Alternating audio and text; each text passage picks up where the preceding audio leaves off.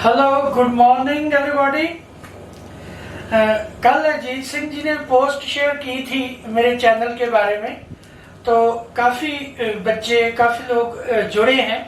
तो just for their information मैं थोड़ा उनको बताऊं कि मेरे को ये चैनल शुरू करने के लिए अजीत सिंह जी ने ही इंस्पायर किया था। उन्होंने बोला था जब लॉकडाउन हुआ कि आप कोचिंग इंस्टीट्यूट में इतनी देर से पढ़ा रहे हो तो क्यों नहीं आप अपना चैनल शुरू करते, इससे काफ़ी लोगों को फ़ायदा होगा। तो मैं थोड़ा अपने बारे में बताऊं कि मैं पिछले 18 ईयर से कोचिंग इंडस्ट्री में हूं। I started my this journey from Fiji. तो फिजी से शुरू करके 2012 ऑनवर्ड्स मैं आकाश में काम कर रहा हूँ, आकाश इंस्टीट्यूट दिल्ली में। 2019 में अप्रैल 19 में I left Akash institute and joined a school project in Rewari for better prospects and growth। तो ये 2 मई को मैंने जो है ये चैनल शुरू किया है। बहुत अच्छा रिस्पांस मिल रहा है। इसमें ऑनलाइन क्लासेस तो हमारी आगे चल ही रही थी, बट अजीत जी के कहने से मैंने ये अपना चैनल शुरू किया। इस पे भी काफी अच्छा रिस्पांस आ रहा है। ये जो मैंने लेक्चर्स डाले हैं ये आपके जेई एंड नीट एंट्रेंस में टिप्स एंड ट्रिक्स के बारे में है। तो रेगुलर क्लासेस भी आपकी 11th 12th और 10th की मैं चला रहा हूँ। 9th के कुछ लेक्चर मैंने डाले हुए हैं इस पे यूट्यूब पे। CSSP जूनियर करके दूसरा चैनल है मेरा, उस पे डाले हुए हैं। मोशन करवाया हुआ उस पे, लॉज ऑफ मोशन है, वो भी आप देख सकते हैं। तो मेरी रेगुलर क्लास जो है ऑनलाइन वो भी चल रही है। तो काफी अच्छा लगा, कल अजीत सिंह जी ने मेरी पोस्ट शेयर की, मेरे चैनल के बारे में शेयर किया। तो he is a great person, तो is always there to help the others. हमारे तो बड़े भाई हैं, तो काफी अच्छा लगा कल। तो मेरे को बोला भी उन्होंने कि जो भी बंदा आपसे कांटेक्ट करे, कोई पर्सन कोई नीडी हो, तो you are to help that person. तो मैं आपका अपना नंबर दे रहा हूं इधर, तो आप कभी भी मेरे को कांटेक्ट कर सकते हैं। 11th 12th की रेगुलर ऑनलाइन क्लासेस जो है वो चल रही हैं, तो 10th की भी ले रहा हूं क्लास में। तो ये मेरा नंबर है, प्लीज नोट कर लीजिए। 83-830-40-196। You are free to contact anytime. I will feel myself very happy to help the needies. So thank you. So let us start with the next lecture of modern physics. Modern physics में मैंने उस दिन बताया था आपको Bohr theory के बारे में कि कैसे बोहर ने ऑर्बिट्स के बारे का कंसेप्ट दिया, energy quantization, angular momentum quantized. एक मैंने रदरफोर्ड का बताया था, उसमें मैंने एक लाइन बोली थी, शायद याद हो, कि एटम जो है उसका साइज मतलब कहने का सर्कल का साइज, जिस सर्कल में मतलब जो आपका इलेक्ट्रॉन है जो घूमता है, तो उसका जो सर्कल का साइज है वो स्मॉल होता जाता है। क्यों? क्योंकि रदरफोर्ड ने बोला था कि it emits the electron emits energy in the form of radiations continuously। तो उसका पाथ जो है वो शॉर्ट होता ultimately it will fall into the nucleus and atom will collapse, which never happens। तो इसको बोहर ने आगे और इसमें कंसेप्ट दिया और उसने ऑर्बिट का कंसेप्ट दिया। बोहर की सबसे बड़ी जो अचीवमेंट थी that was the successful explanation of this hydrogen spectra. तो हाइड्रोजन एटम का स्पेक्ट्रा उसने बताया था। बेटा हाइड्रोजन स्पेक्ट्रा पे हम बात करेंगे, मैं डिस्कशन करूंगा इसकी। हाइड्रोजन स्पेक्ट्रा में आपने याद रखना है कि इसमें आपको वेवलेंथ का रेशियो निकालने के लिए आएगा। जब भी कभी क्वेश्चन आएगा कि हाईएस्ट एनर्जी या मिनिमम एनर्जी या highest wavelength, longest wavelength, shortest wavelength, इनकी रेशियो निकालने के बारे में आएगा। तो let us discuss this. Line spectra hydrogen का दिया, उसमें 1/λ जो R, 1/n1 square, 1/n2 square. R जो है रिडबर्ग्स कांस्टेंट। तो इसमें हम पहले समझते हैं, उसने सीरीज दी थी, Lyman series, Balmer series, Paschen, Brackett, Pfund, ये सीरीज दी थी। तो सबसे पहले लाइमन सीरीज, एक्साइटेड इलेक्ट्रॉन जो है हायर शेल से फर्स्ट शेल पे गिरता है, तो ये जो सीरीज बनती है दिस इज लाइमन सीरीज। अगर एक्साइटेड इलेक्ट्रॉन सेकंड शेल पे गिरता है तो उसको that makes Balmer series. Then third पे पास्चन, फोर्थ पे ब्रैकेट, फिफ्थ पे पफंड एंड सिक्स्थ पे हम्फ्री सीरीज। तो ये वाली जो है सीरीज बनती है। ये लाइमन सीरीज जो है अल्ट्रावायलेट रीजन में फॉल करती है। तो बामर जो है विजिबल में फॉल करती है, ठीक है। तो इसमें मैं एक एग्जांपल देके डिस्कस करूंगा, ये वाली लाइमन वाली कर लेंगे हम डिस्कस। लाइमन में N1 जो है वो तो 1 है क्योंकि फर्स्ट शेल पे इलेक्ट्रॉन ने गिरना। N2 जो है सेकंड भी हो सकता है, third, fourth, fifth, six, seventh, कुछ भी हो सकता है। इसमें आपने देखा होगा शेल्स जो है इक्वली स्पेस्ड नहीं है क्योंकि एनर्जी डिफरेंस जो है एक जैसा नहीं है, एनर्जी डिफरेंस अलग अलग है, इसलिए शेल्स का जो स्पेसिंग है दैट इज नॉट इक्वल। ये मैंने एनर्जी भी लिखी हुई है, N1 है तो -13.6 eV और N इंफिनिटी है तो 0 eV। बेटा ये ध्यान रखना है, इसमें लाइमन सीरीज का मैं डिस्कस करूंगा, बाकी आपने खुद वैल्यूज पुट कर करके करना है। तो N1 जो है 1, N2, 2, 3, 4 कुछ भी हो सकता है। लॉन्गेस्ट वेवलेंथ, लॉन्गेस्ट वेवलेंथ कब होगा?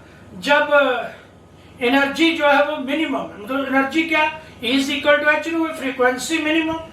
तो मैंने बोर थ्योरी डिस्कस की थी तो उसमें ये बताया था कि जो whenever electron goes from one shell to the other, it अगर अपर शेल से लोअर शेल पे आता है तो it emits energy in the form of radiation. तो वो जो एनर्जी है that is equal to h nu.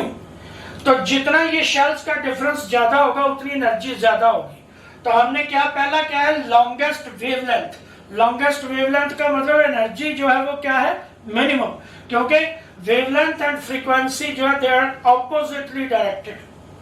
तो मिनिमम एनर्जी में मतलब लॉन्गेस्ट वेवलेंथ में N1 1 है, N2 क्या है सेकंड, मतलब इधर से इसके ऊपर गिरेगी।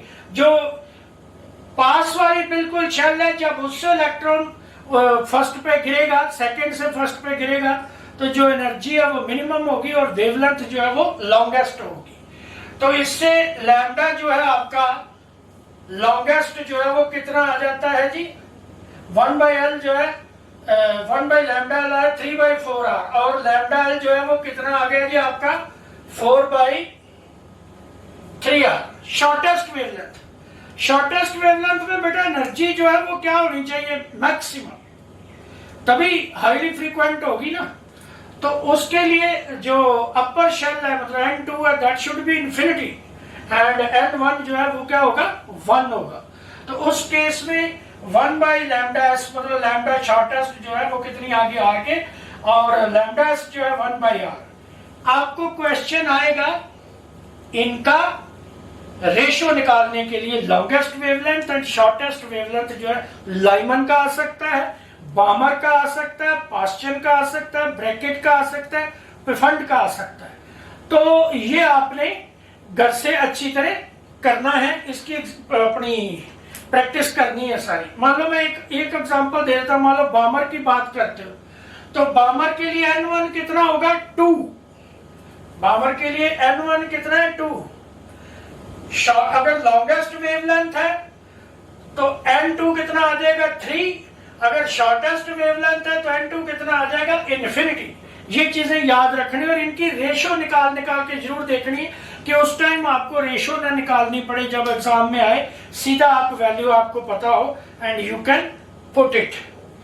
तो इसमें यह भी आपने ध्यान रखना है कि कौन सी सीरीज जो है कौन से रीजन में फॉल कर रही। जैसे ये अल्ट्रावायलेट में बामर जो है उसमें आ जाता है विजिबल में, फिर उसके आगे जो है इंफ्रारेड एंड फार इंफ्रारेड में आ जाती है। ये चीजें भी आपने याद रखनी है।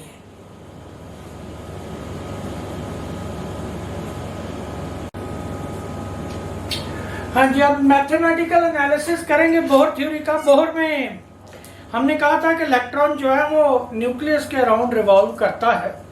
तो कोई भी चीज़ सर्कल में रिवॉल्व करेगी तो उसको सेंट्रीपिटल फोर्स तो चाहिए। तो इसलिए पहली क्वेश्चन है कि इलेक्ट्रॉन और प्रोटॉन जो है न्यूक्लियस में, उसमें जो इलेक्ट्रोस्टैटिक फोर्स ऑफ अट्रैक्शन है जो कूलम्स लॉ देता है के q square by r square 1/4 pi epsilon naught e और r square is equal to m v square by r. This is the centripetal force. दूसरी क्या थी, जो एंगुलर मोमेंटम क्वांटाइज्ड था, m v r is equal to n h by 2 pi. तो de Broglie में हमने बोला था इसका रिलेशन जो है। तो अगर हम एम वी आर की वैल्यू जो है इसमें पुट करते हैं तो ये आ जाएगा हमारे पास। तो ये E square over 2 epsilon H जो है इसको वी नॉट ले लें तो आपका वी एन कितना आ गया जी, वी नॉट बाई एन। बेटा ये चीज ध्यान रखनी है, ये जो वी नॉट है this is c by 137। C is the velocity of light, इसका 1/137 जो है that is the velocity of electron in first shell n1 है। तो इसका मतलब क्या है कि जो वेलोसिटी इलेक्ट्रॉन की that is inversely proportional to n। आपने जेई मेंस और नीट के लिए क्या याद रखना है, ये चीजें याद रखनी है कि वेलोसिटी जो है शेल के साथ कैसे प्रोपोर्शनलिटी शो करती है। डायरेक्ट है तो कैसे है, स्क्वायर में है, क्यूब में है, कैसे है, ये चीजें याद रखनी। ये फॉर्मूला आपके लिए मैटर नहीं करता, ये 12th के लिए है। सो वी एन जो है inversely proportional to n. Similarly radius of nth orbital, radius of nth orbital जो है n square r naught. R naught जो है मतलब फर्स्ट शेल का जो रेडियस है that is 0.53 angstrom. Similarly time period of revolution of electron, तो time period of revolution जो है वो क्या है, n क्यूब, मतलब Tn जो है nth शेल का जो टाइम पीरियड है that will B proportional two cube. तो इससे हमने फ्रीक्वेंसी अगर निकालनी वो भी निकाल सकते हैं कि frequency is inversely proportional to मतलब इनवर्स ऑफ टाइम पीरियड। यहाँ एक रेफरेंस और देना चाहूंगा, थोड़ा एक्सरेज का भी दे देते हैं।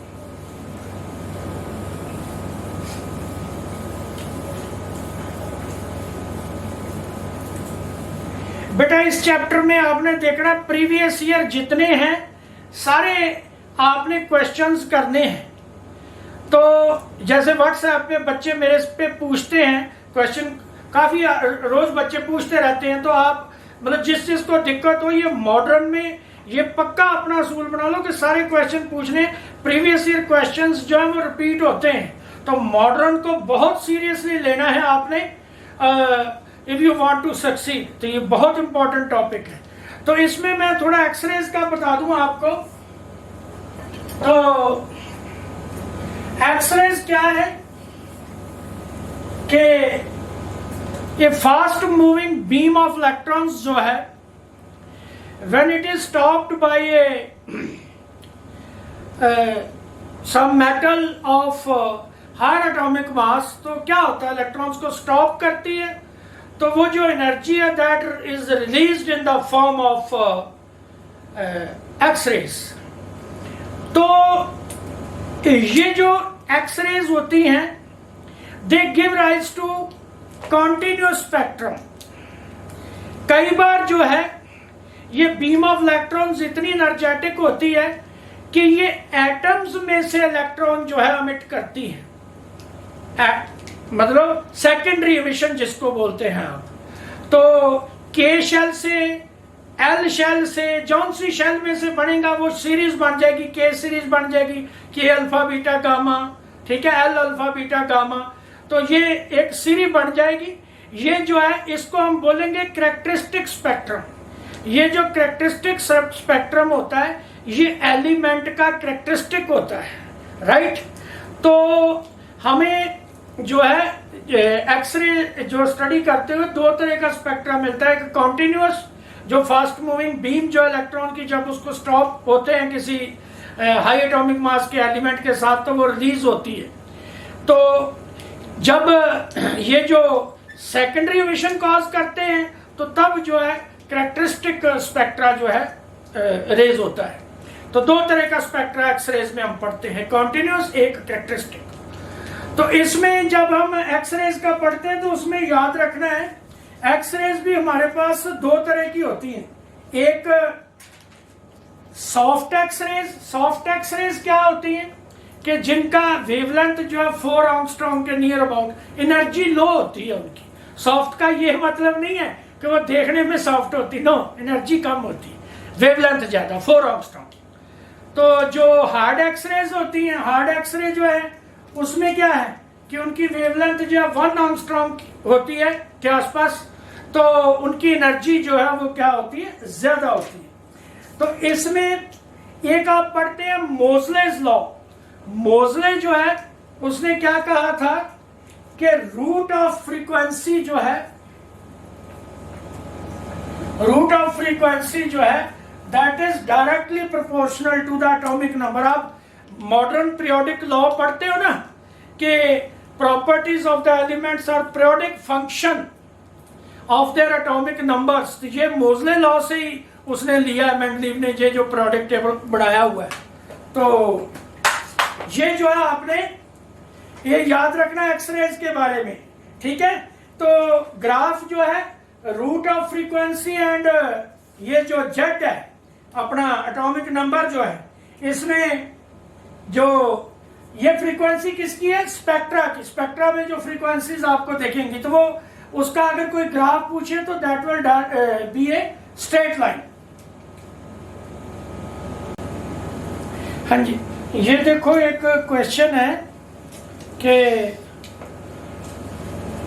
Ratio of longest wavelength corresponding to Lyman and Balmer series in hydrogen atom. ये देखो क्वेश्चन आया हुआ, ये फर्स्ट टाइम नीट हुआ था 2013 में, तो उस टाइम ये क्वेश्चन था। तो हम उस टाइम मतलब बताते आ रहे हैं क्योंकि ये जो मॉडर्न के क्वेश्चन है रिपीटेड है, सेम ही टाइप के क्वेश्चन आने हैं इसमें, मतलब इसमें कोई नई चीज आपको नहीं दिखनी है, इसलिए मैक्सिमम प्रैक्टिस कीजिए। जो मैंने आपको लाइमन बामर सीरीज आगे निकलवाई है उसी पे मैक्सिमम वेवलेंथ भी बताई है, मिनिमम वेवलेंथ भी बताई है, मतलब लॉन्गेस्ट वेवलेंथ जो है और शॉर्टेस्ट वेवलेंथ का। बेसिक फॉर्मूला कौन सा याद रखना, 1/λ is equal to r 1/n1 square and minus 1/n2 square. Lyman में लॉन्गेस्ट वेवलेंथ के लिए लाइमन का n1 जो है वो तो 1 ही रहेगा, n2 जो है 2। बामर के केस में n1 जो है 2 और n2 जो है वो 3 रहेगा, राइट। तो इसमें हमने लाइमन की लॉन्गेस्ट निकाली पहले, ये कितना आ गया 4/3, ये मैं पहले निकलवा चुका हूं, पहले भी कैलकुलेट करके दिया। बामर वाला हम देख रहे थे, n1 क्या है, बामर में 2 है तो 1/4 आ गया, माइनस n2 कितना 3 है तो ये कितना आ गया 1/9। तो लैम्डा बी जो है दैट इज 36/5r। तो ये रेशियो कितनी आ गई 5/27, मतलब 5:27। ये रेशियो है जी लॉन्गेस्ट वेवलेंथ्स की जो लाइमर और बामर है। अब देखिए लाइमन सीरीज में फर्स्ट और सेकंड शेल में हम देखते हैं तो उसमें एनर्जी डिफरेंस ज्यादा है, ठीक है। तो इसका मतलब उसकी लॉन्गेस्ट वेवलेंथ जो है उसकी वैल्यू कम होगी। बट बामर में क्या है, सेकंड और थर्ड में एनर्जी डिफरेंस कम है, मतलब एनर्जी आगे ही कम है, ठीक है ना। जितनी एनर्जी कम होगी उतनी वेवलेंथ जो है वो क्या होगी, लॉन्गेस्ट। इसका मतलब जब ऊपर ऊपर जाते जाओगे तो रेशियो में वैल्यू जो है बढ़ती जाएगी। देखो बामर में 27 आई है, लाइमन में कितनी है 5। तो ये ध्यान रखना। एक दूसरा क्वेश्चन था, एक मेरे ख्याल 2015 में आया था शायद, AIPMT था तब, उसमें भी पूछा था उसने पूछा था थर्ड ऑर्बिट हीलियम का, हीलियम प्लस का, find speed of electron in this orbit. Non relativistic approach apply करनी है कि जो इसमें आपने थर्ड ऑर्बिट में इलेक्ट्रॉन की स्पीड निकालनी है। हमने क्या किया, इसमें ध्यान रखना है जब मल्टी इलेक्ट्रॉनिक एटम है तो उसमें En क्या आएगी -13.6 over into Z square by n square. वैसे क्या होता है, वैसे देखिए वैसे ये होता है, इधर ध्यान रखना, जो हाइड्रोजन के लिए En क्या है -13.6 बाई एन स्क्वायर EV।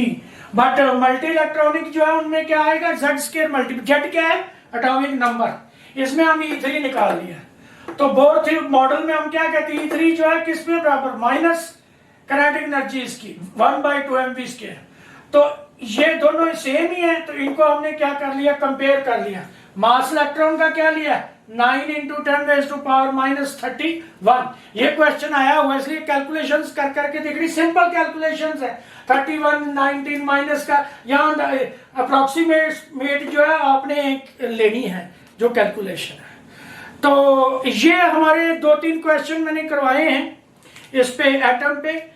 उसके बाद न्यूक्लियर हम डिस्कस करेंगे। न्यूक्लियर में मैं काफी सारे क्वेश्चन डिस्कस करूंगा क्योंकि मोस्टली जो अपने कैरियर में मैंने देखा न्यूक्लियर से ना बच्चों को कंसेप्ट में दिक्कत होती है, तो उसमें मैं चैप्टर पे टाइम लगाऊंगा, थोड़ा सा कुछ कंसेप्चुअल चीजें भी बताऊंगा जिससे आप क्वेश्चन अच्छी तरह निकाल सको। जैसे एक क्वेश्चन इस तरह का आता है कि कितनी अल्फा बीटा पार्टिकल्स कितने निकले, है ना, अल्फा कितने निकलेंगे, बीटा कितने निकलेंगे। मान लो यूरेनियम है 92, यूरेनियम 238 है, उसमें मान लो प्लम्बिक में कन्वर्ट हो रहा है, मान लो एग्जांपल ले रहा हूं मैं कोई, तो उसमें कितने अल्फा निकले कितने बीटा निकले। एक क्यू वैल्यू के क्वेश्चन होते हैं, उसमें बच्चों को आती है दिक्कत आती, तो इसको हम डिटेल में नेक्स्ट लेक्चर में डिस्कस करेंगे। Thank you.